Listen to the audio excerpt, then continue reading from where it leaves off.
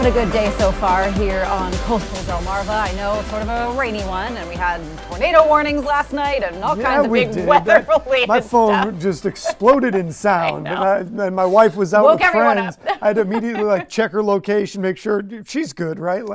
That whole thing. Yes, but luckily all of our meteorologists are, they are up to the minute, up to all the knowledge, so they keep you up to date on everything that you need to know to keep you safe. In fact, we're going to be talking to one of our meteorologists That's right. a little later on in the program, but it won't be about tornadoes. We're going to be talking about riptides. Yes, because it is still summer. We're in full swing, the dog days, if you will. We're also going to be chatting with our friends at the Milton Theater about their upcoming show of West Side Story. And it's a classic. And it got me thinking about what show or movie or musical or TV universe would you want to be in, star in, live in? Basically, were I so inclined to have the talent where I was able to do such things. What would be your dream role, Charlie? And I have an answer, and I've thought about this a number of times, but I don't know if you've ever seen it. It's the show Psych. Oh, and I love Psych. the show Psych. It is completely unserious. He is a fake psychic detective. The main character is very sarcastic, always making pop culture references, has a good buddy alongside with him. Yes. Anytime you watch that show, it just feels like it's a bunch of people that are having a great time making a show. Yeah, definitely. I think one of my favorite moments in that show, and it's so silly, it's one of those that you would never pick this as your favorite moment, but I think it's when, I think it was the episode that Carrie Elwes started, which of course is my favorite one. Of course it was. He's in 3 of them, by the way. Yeah, but I think it was maybe it was the second. It doesn't matter. The funny part is that they go to a front desk and Sean is explaining what he is as he's a psychic and he's there to solve this crime. And the person on the other side of the desk is like, oh, like the mentalist. And then Sean he goes, except that guy's a fake. Otherwise, it would be eerily similar. Well, and it's also a great shot at a different show that came out after they had already started. The Mentalist was the more serious version of the exact same show. So I understand those guys taking shots and having a little fun. I also did like the show, I don't know if you remember it, Chuck. Oh, but yeah, that was a great Chuck. show too. Yeah. It had the same kind of irreverent humor. So whatever it would be would almost always have to be something a little bit funny for me. I think my hyper-specific scenario that if they were to do a reboot of the show and somehow I was offered the starring role, the Mary Tyler Moore Show. Every outfit that she wore in that show was stunning. She, works at a TV station, and I was so a real big departure right? from your normal life. Exactly. It's method acting for me. But she was such an icon in the TV industry, especially a woman in the TV industry. So if the stars ever aligned and they need somebody to throw their beret at the end of the show open, I'm your girl. Well, and I used to live in Wisconsin, and if you go to Milwaukee, you can do the Mary Tyler Moore tour. You can go by all the different things that are in the opening of the show, so you can see all that stuff. But we also do want to hear from everybody at home. We want to know, we're going to put it up on our Facebook. If you could be in any show, an actor in a show, which one seems like either the most fun or the one that you would want to be a part of the most? Now we got to keep things moving. Silly jobs is something that we are going to talk about today because apparently somebody is getting paid. I guess this is in New York. I'm not positive. She makes $50 an hour or per vehicle doing this, but she charges people. She's a car sitter. She is a professional car sitter. So I'm going to need an explanation because I don't know what that is. In a city setting, when you have the street sweepers come through and you don't want to have to move your car, lose your parking spot or get dinged or get ticketed, it's a much more realistic problem in the city as opposed to the areas where we live in here. I mean, even Wilmington, I feel like there's not a lot of this problem, but basically you can pay her. She will sit in your car or drive it around the block for you so that your spot doesn't get taken or you don't get ticketed when the street sweeper comes along. So it's one of those things that's oh, maybe how did nobody think of this before? And I don't think she makes a ton of money per car, but when you add up all those cars, she's making half her rent in car sitting. Listen, whatever you got to do to hustle to make the rent, you got to do to hustle to make the rent. But it brings up the question, have you ever had a silly job? Other than maybe sitting on the couch with me? Yeah, my first real job, my teenage summer job, I was technically a carny of sorts. We worked the bungee trampoline ride that you see that the kids get strapped in and they can jump really high and do flips and stuff. So we would bring that. My brother and I worked this together. And we would bring it to like kids' birthday parties or different festivals in the area, or like the Kennett Mushroom Festival was one. The flower market was a big one for us. We used to take it to like the mall and set it up there. And that was a very, very silly job. I remember like the first night that I did this outside of the mall setup. So I was like fully trained, ready to go, a full far-flung bungee team member. And we had this Polish festival out in like the middle of nowhere in Pennsylvania. And we didn't make sleeping arrangements. And so my boss was like, well, we can just, you know, I like kind of woke up in the back seat and I hear them talk, like my boss and my brother talking about, we could sleep at a graveyard or we could sleep at the festival. And I was like, I picked the festival. Equally creepy, but less chance of ghosts.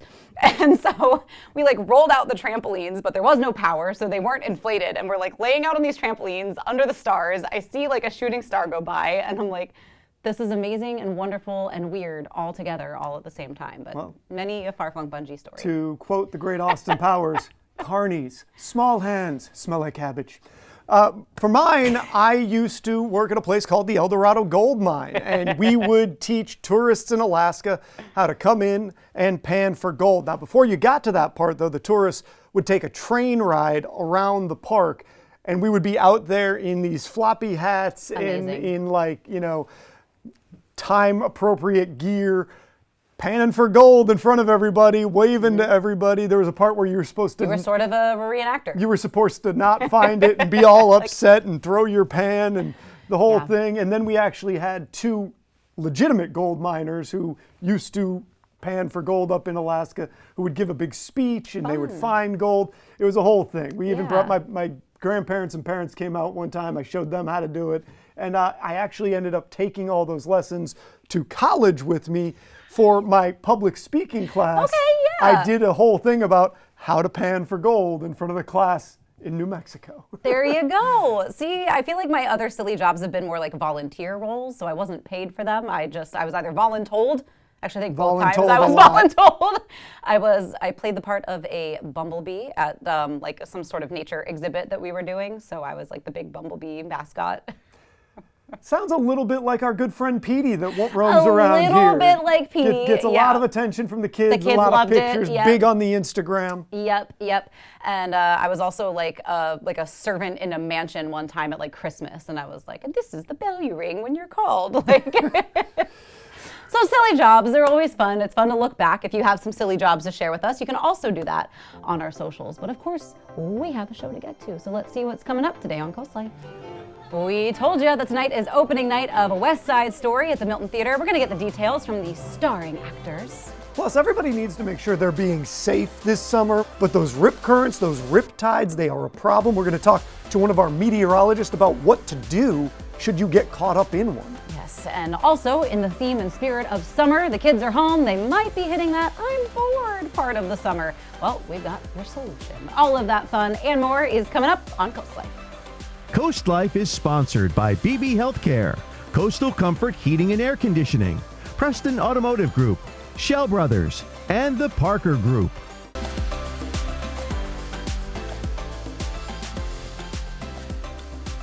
Well, Coast Life, we know that you're always looking for something to do around town, and we also know that you love live musical theater. I know I'm a big fan, and our friends at Milton Theater do it like no other. We've got two amazing guests joining us on the Coast Life couch today. We have Sophia Ruiz and Sutton Kaler joining us, and you two are starring in West Side Story. Yes! So tell us, if somebody is unfamiliar with West Side Story or they've never seen the show, just a little bit about the plot and what they can expect with this performance. Yeah, of course. Well, the two of us play the love interests in the show. Yes. And it's a depiction through storytelling, dance, singing.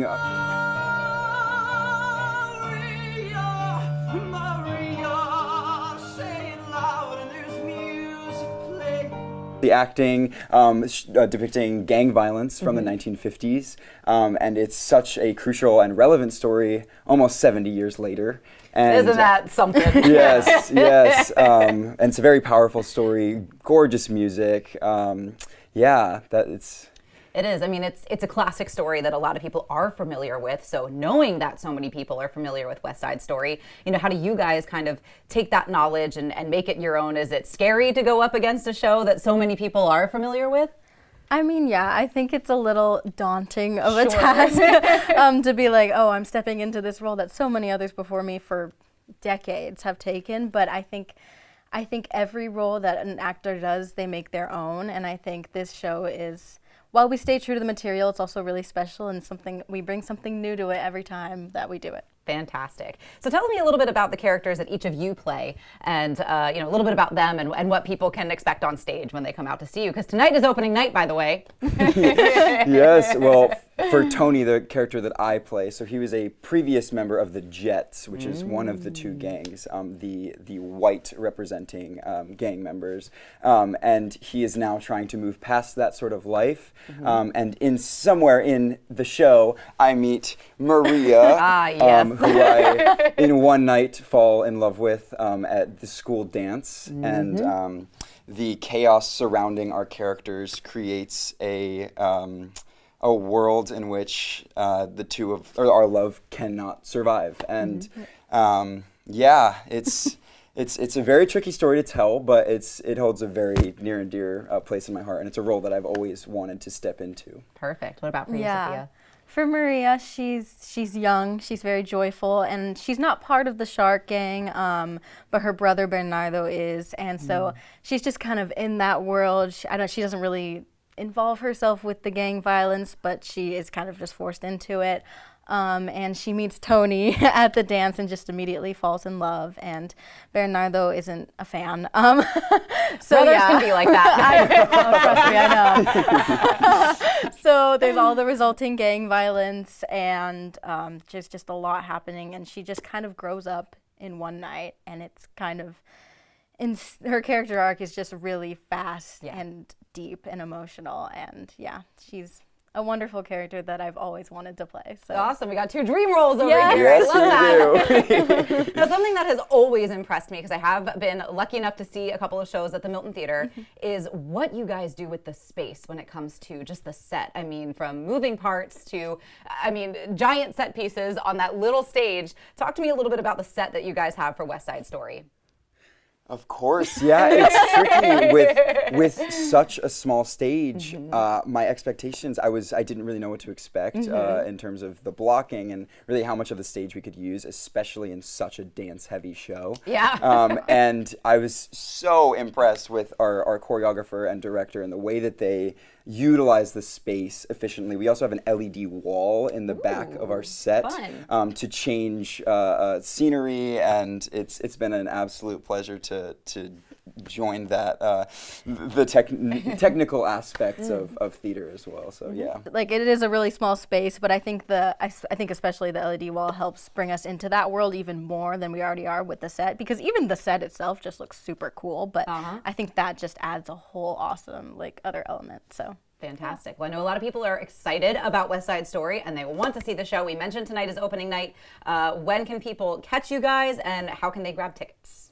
We open tonight, and we're playing through August 3rd at the Milton Theater. Yes. All right. It's going to be a lot of fun, so people can go online, get your tickets. This is a show that you definitely do not want to miss.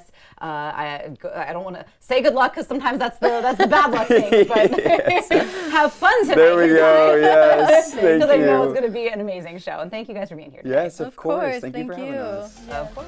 Coming up on Coast Life, though, we're not done with performing arts. We're going to be discussing a little bit of music when we get back.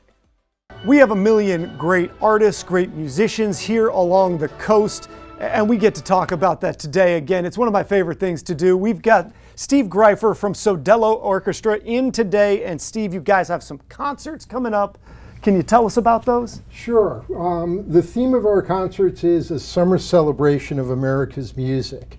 And it's not your typical summer concert where we play Stars and Stripes Forever, although we will play Stars and Stripes Forever. But we also play Summertime by Gershwin and The Man I Love. It's really about the things that people love about American music and love about summer.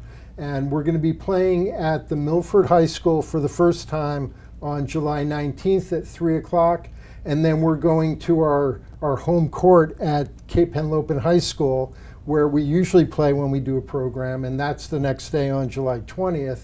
And then a really magical thing that happened to us is we were invited to play at the Freeman stage. Oh man, that's going to be great. We've only been around for 3 years, and we're really getting some recognition, and that's going to be fun. It's going to be a very different kind of concert for us also. I think what I love about the orchestra in general is it brings people together, not just those that go to see the concert, but it's a big group. It takes a lot to pull this off.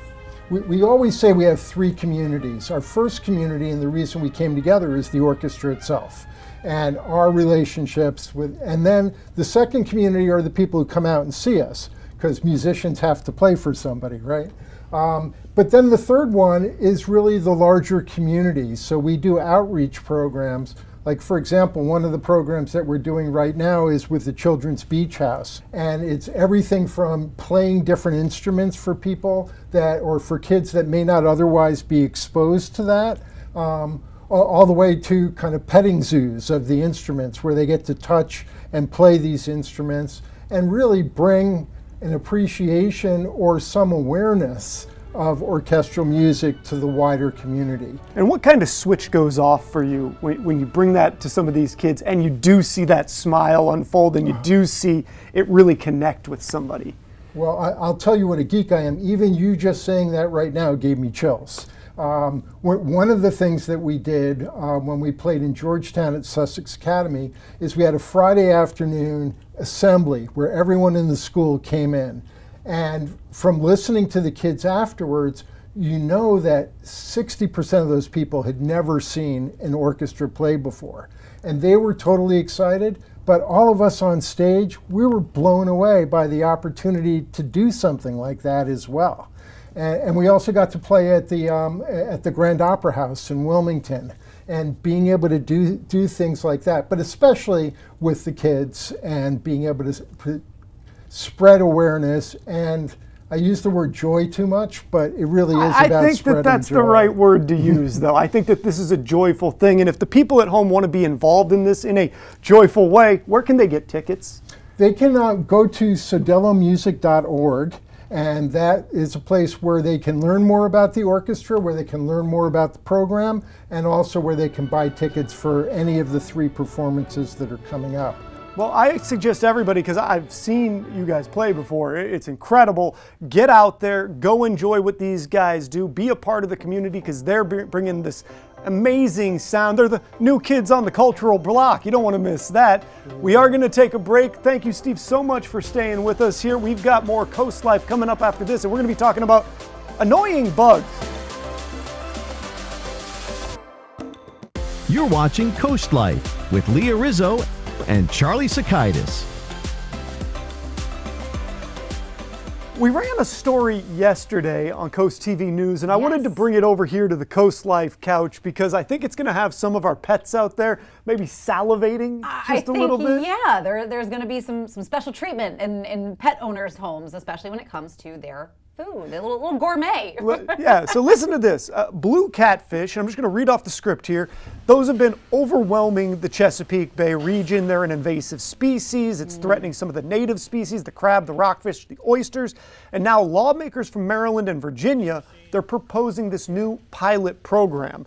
It would incentivize watermen to catch these blue catfish and then sell them to pet food or for pet food and other uses. Now the goal there is to reduce the population while also supporting the local seafood industry, and I'm sure there's a couple cats out there that say, I think that this is a good plan. Why don't you bring this on into the house? I think there are very much some kitty cats that are like, ooh, catfish sounds delicious tonight. But invasive species are so interesting, and I feel like a lot of people don't realize how much damage they can do so quickly because they don't have a natural predator in their waters immediate. People are like, their predators are like, who's that? We don't want that. But have you ever seen, it reminds me of like when sometimes we get snakehead fish. Yeah. Have you ever seen one? I have. They're terrifying. Weird looking. They're so weird. And they can basically, one of my first jobs, we had like a window over the studio, and there was a big like man-made pond out there, and we had the snakefish in the water there, and like you could see them thrashing around from all the way up in our window, and like they would sometimes almost get out of the water and like flop around out there. Like they're wild. Everything in the water scares me. It just all, I don't know what's going on. I can't see what's happening under the water. But I say good riddance because in my opinion, catfish especially, like I've always been a little weirded out by fish. Like I feel like it was one of those first, like I saw a grouper at the aquarium and he was like 3 times my size as a kid, and I was like, you know what? not for me. Don't like fish. Well, and honestly, if it can help support the seafood industry, and B, give our pets something to eat. Healthier, cleaner options for pets, maybe. Why not? Why not? So I think it's a win-win all the way around, unless you're a blue catfish. Now for things that are annoying above the water. And creepy and gross. Bugs. And my question is, and I know firmly where I stand on this, but what insect bothers you the most or is annoying? Because we've had flies sneaking into the studio lately. This is how this talker came Even up, when I yes. was on set on the news live the other day, I had to swat one away. It's not even my choice, by the way, for the most annoying, but I wanted to get your take. Yeah, it's got to be ticks. I hate ticks. They are disgusting. They are creepy. They are weird. They are dangerous. I mean, like they can Super give you Lyme dangerous. disease. They're hard to get rid of. Like you have to flush them because if you've ever tried to squish one, they don't squish. They don't squish, and they move in slow motion. So you're like, how haven't I killed this bug yet? It's the Jason Voorhees of bugs. Literally. So I just. And if you have a dog that has a lot of hair and a tick gets on the dog, and then you don't know that the tick is on the dog until it falls off, and it's just fat and gross. It's just not good. I hate them. Plus, so you get the Lyme's disease portion of it, which is scary in its own right. And then there are these other ticks that apparently if you get bit, it makes you Lone Star allergic tick. to red meat. Yes. Get out of here And with I that. do think, and this is something that I've heard, so fact check me here. I'm not 100% sure of this, but I do think that the Lone Star tick has either made its way to Delaware or cases of this bite. I believe there have been cases, have made it to Delaware. So just, wear your high socks when you're hiking, wear plenty of bug repellent and all the things to keep, and do the tick check after your hikes as well. Okay, so that's that mine. is the worst outcome is if any of those things happen to you, which makes them pretty high on the list. But I get just swarmed by mosquitoes. So I am going. You're a top tier irritating I bug. want the mosquito gone. We could just get rid of all mosquitoes tomorrow, and I'll take the environmental hit, whatever it does to the rest of the world. Charlie, I don't personally. care because I know that different types of blood types attract them more. Whatever it is, I have the one that gets them. We were out Friday night. My wife didn't get bit at all. I got savaged by mosquitoes, and for the entire weekend, I'm tearing my legs off as I'm trying to get these itching bites to go away. It's awful. Yeah, that's the one downside. We've got so many amazing areas to hike and walk around in our area, but this time of year, it's rough because so much of it is near low-lying still water, and the mosquitoes are feast. Well, and my time in Alaska, where we refer to mosquitoes as the state bird because up there they're huge. And we used to go hiking and stuff, and there were places you would go where you need a full-on mosquito net around you to even have a chance to go because you will be in trouble. I don't know about all that, but yeah, I understand. The environmentalist in me understands bugs and their importance, but some of them are just, I can't stand them. Yeah. Don't like them. And that's where spiders come in because they eat all the bad bugs. Yeah, high-fiving spiders Yeah. left and right, all 8 arms, here, here, here, here, here, here. Exactly. We mentioned earlier in the show, though, we talked about the weather, and we know that this time of year, those rip currents can get a little bit away from us. They can become a little dangerous, so we're going to talk about that next. But before we get there, we also want to tell you about this week's Happy Place of the Week.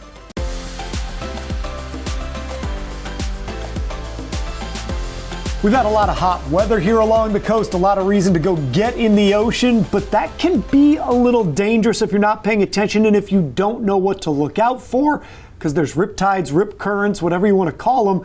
To get a little more information on that, we're bringing in meteorologist Bob Try. First time on the couch. I know. This is comfortable. This is nice. Yeah, first time on the couch, and I think maybe my nice, second no time on tie, coach. Yeah, I know. A little more laid back than the newscast where you have to wear a tie and get all buttoned up. But no, this is a little more casual. It's good. Well, thank you for joining us here. Sure. But we want your expertise today because people are getting into the ocean a bunch, and there is things to be worried about. When it comes to these currents, what do people need to know? Yeah, well, first of all, rip currents, they can be tricky to see when you go in the ocean, and a lot of folks don't know necessarily what they're looking for when it comes to a rip current. And, it's that little narrow channel of water in the ocean that goes back out to sea. I don't know if you've ever seen it, but it's about 5 feet wide, and then it's just an area of water that's running out. That is your rip current right there, and then that kind of fans out as it goes into the ocean. So if there's a swimmer out there in the middle of that rip current,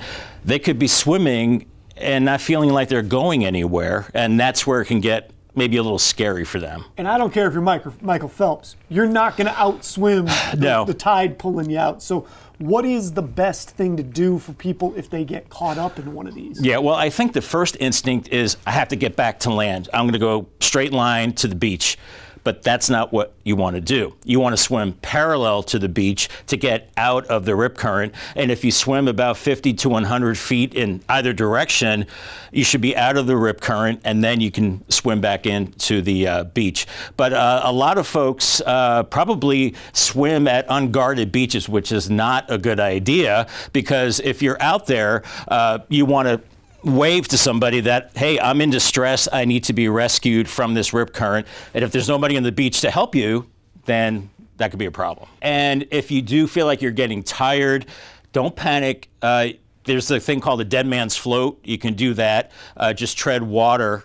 And if you just float and relax, you should be okay. And then you can get more energy to continue to get back in. Yeah, you don't want to just burn all your energy No. and then have nothing left. Well, that's what happens. You can really get in trouble that way. You can really get in trouble. And I show the rip current risk on my beach forecast in the morning hours. And, you know, most of the time it's low to moderate, but sometimes it's high. If we have a big storm, we're into hurricane season. I think later on in the summer, that rip current threat is going to be high. So you really need to know what a rip current is, what it looks like, and how to get back in if you're stuck in one. And you're going to be going over a little more of this on Sunday with Weather 101. Yes. What is Weather 101 for everybody at home? Well, just like, when you say something 101, that's like, oh, wait, that was a class I took in college. So this is Weather 101. It's a tool that we air on Sundays on the internet, and basically educating folks about any one weather topic. And sometimes we don't have enough time in the morning during a regular newscast to describe this activity. So it gives me a couple of minutes to describe what's going on with the rip current, how the water flows, and then as you watch on Sunday, you'll see the steps that you can take to be safe in a rip current, how to get back in safely, or, flag somebody down if you have problems. Well, Bob, obviously, I know where to find you because it's just downstairs. But for Right. the people at home, what times are you on? Where can they catch you? Where can we keep up with our weather team in the most up-to-date way? Yeah, so I'm on every morning, Monday through Friday, from 5 to 7, and then on a new newscast. And then in the morning, between about 5:23 and 5:25, that is the beach forecast. That hour, and then the 6 o'clock hour, you see the forecast for the beach, you see the UV index, and the rip current risk. And, those are important things to know as we're getting deeper into the summer season. Just a lot of folks at the beach.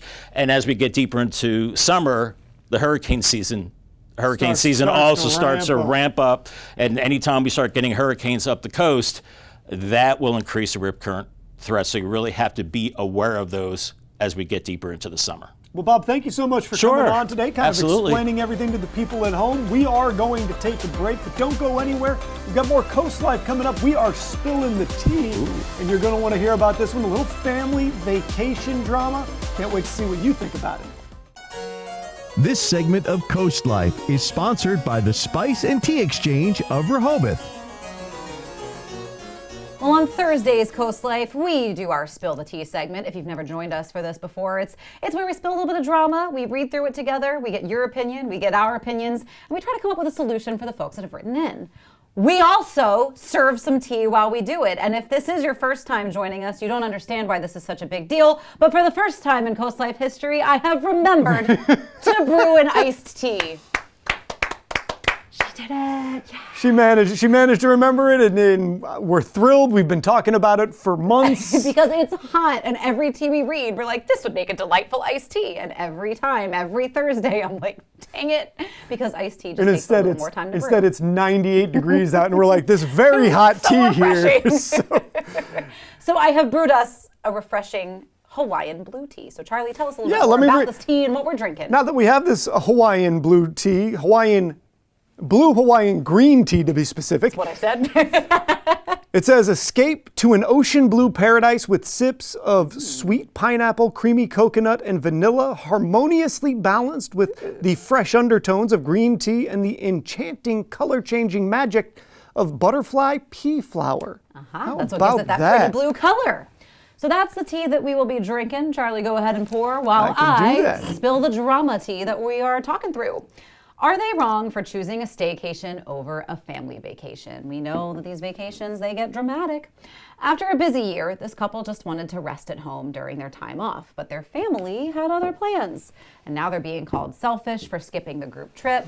What do you think? Should they have joined the family getaway, or was a staycation totally fair? Now, we don't have details necessarily of how many people are going, where they're going exactly for this trip, but I think the sentiment remains, do you feel bad when you skip a family trip?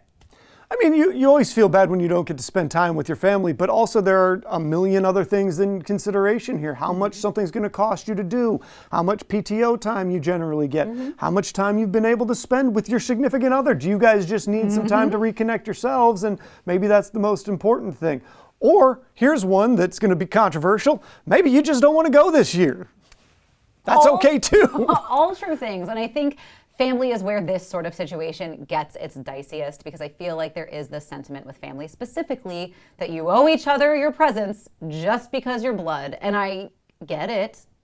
But at the same time, I do think family needs to get better at respecting people's boundaries when it comes to things like this, where if you just need a break, I mean, life goes a million miles an hour, and sometimes you need to just chill. And I know sometimes people's counter argument is, well, you can chill while we're on vacation. Can you? Not if it's a family trip. It's not always necessarily relaxing to be with family. It fills up your cup in a way, but it's not necessarily relaxing. But it's not always the most relaxing trip you'll ever experience. A lot of times you have an itinerary, you've got things planned, you're going all over the place, and if what you want is rest, and especially if you're on a trip and what you want is rest, people will boo you for not wanting to go on the tours either. Or wanting to, they want to get up early, you want to sleep in, or vice versa, or they want to go left, you want to go right. There's a million things that go into this. Also, family expectations are different for everybody. Like my family, my immediate family, we grew up moving all around the country. So we were always kind of having to do our own thing. And my parents, while they would love to see us more, understand now as we are all spread out around the country, sometimes it doesn't work out, you know, and so it can be different depending on the expectations that have always been set by the family you're a part of. That's very true. So I think that this writer doesn't need to feel bad about it. I know that you'll always feel a little guilty in that guilt trip, I think, but I don't think you have to feel like a terrible person. And maybe doubly so depending on how thick mom lays on that guilt trip. Exactly. And I do think that their family needs to back off a little and just respect their decision to sit this one out, because there's always next year. And, you know, we use this word a lot on this show. Communication. Sometimes that matters, because a lot of times your family will understand if you have the right dialogue about it. Hey, guys, it's just going to be a little too expensive for us this year. We can't really pull it off. Or, hey, gang, we need some time to connect. I know we were planning to do this, but we need this for us. Most people should understand that. Not everybody will, but most people should. Yes. We do always turn the conversation over to you on socials. I know Donald has already chimed in saying, you know, hey, sometimes you just need to chill, and that's okay. So he's team writers as well. So don't forget that you can chime in. Charlie, let's try this iced tea. Let's see how refreshing it is. The cup is so cold. Oh, I got to tell you, on a day when it's hot outside, that's a much nicer, you know, you're not boiling already when you take a sip. Yeah, and if you haven't checked out the tea bar at the Spice and Tea Exchange, that's a new feature that they have. So you can go in and buy a refreshing cup of iced tea, and then you can shop around the store a little bit. Really, the vanilla in there comes through really sneaky, nicely. but real smooth. Like you get it a little bit at first, and then it kind of builds a little bit in the aftertaste in a way that you're just going to love. So some of these are limited edition flavors, so make sure you get into the Spice and Tea Exchange on Rehoboth Avenue in Rehoboth Beach. Ask them about the Blue Hawaiian Green Tea, and they will hook you up and tell them it's just all on Coast Life. But we have to take a quick break. When we get back, though, we're going to be talking about summer camp things that you can do at home.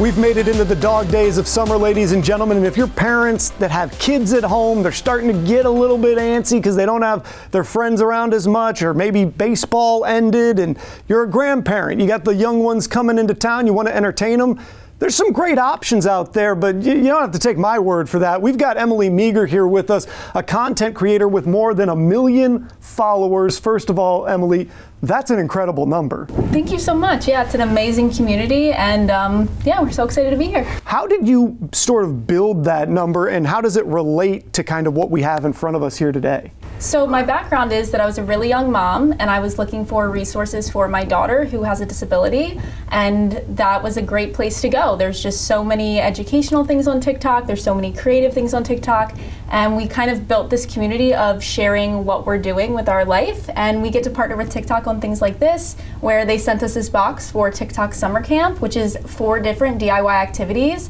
that you can do over the summer that you can recreate at home. And they're very simple and free.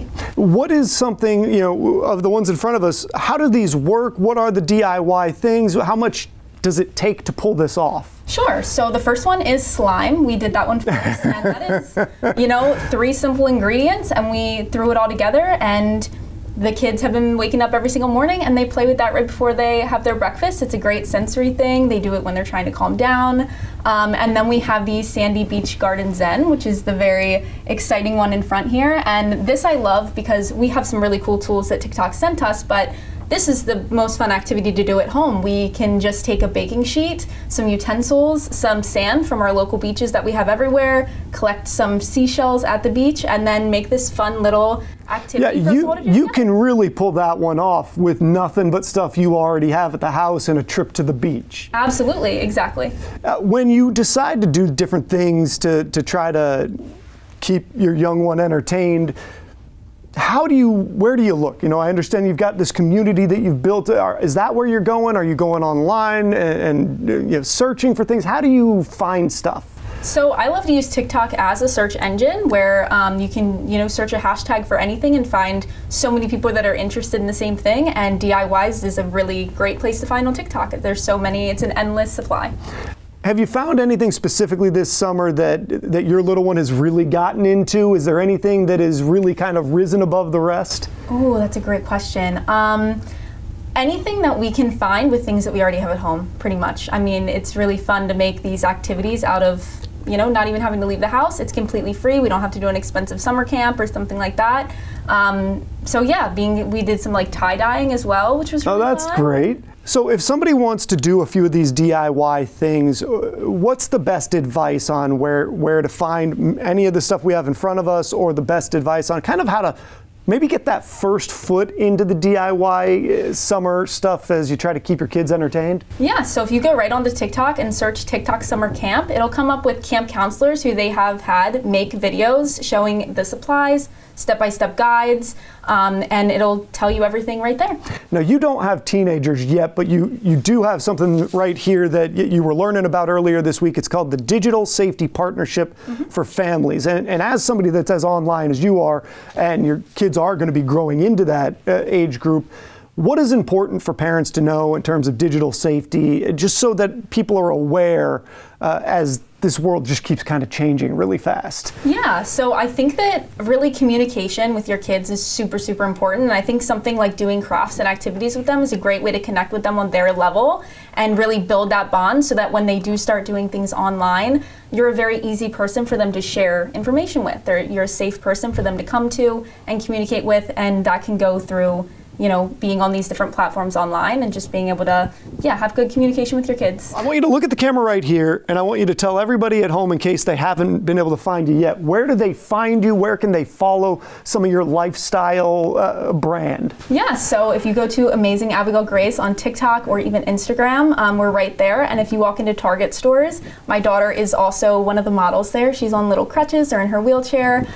So yeah, we do some advocacy stuff everywhere. That is incredible. You must be such a proud mom. I am. I really am. Well, thank you so much for joining us today. I hope for the people at home that gives you guys a little bit of an idea of how to make everyday household items something that the little ones can take advantage of, you know, get some of that energy out at home so that they have a thing to do. We are going to take a break, but don't go anywhere. We've got more Coast Life coming up after this. Well, we always have so much fun hanging out with you here on Coast Life. Lots to do in the coming days as well. Don't forget, Milton Theater's opening night of West Side Story is tonight. So make sure you get your hands on some tickets, but it runs through August 3rd. So you want to check out your schedule so that you get a chance to go see that show, because it's always incredible to see a show at the Milton Theater. But coming up on Coast Life, if you're in the market for a new vehicle, we may have the perfect one to introduce you to. We're also going to be playing some games, some board games, some word games, any kind of fun game that's going to keep your kids entertained for the last leg of summer. I know we're kind of halfway through it and it goes by quick, but if you want to keep them entertained and off the screens, we may have a few suggestions for you tomorrow, and along with so much else. But for now, we got to let you go. Coast TV News at 5 is up next. Charlie's downstairs getting ready for it. Have a great rest of your day, and we will see you tomorrow for a Friday edition of Coast Life.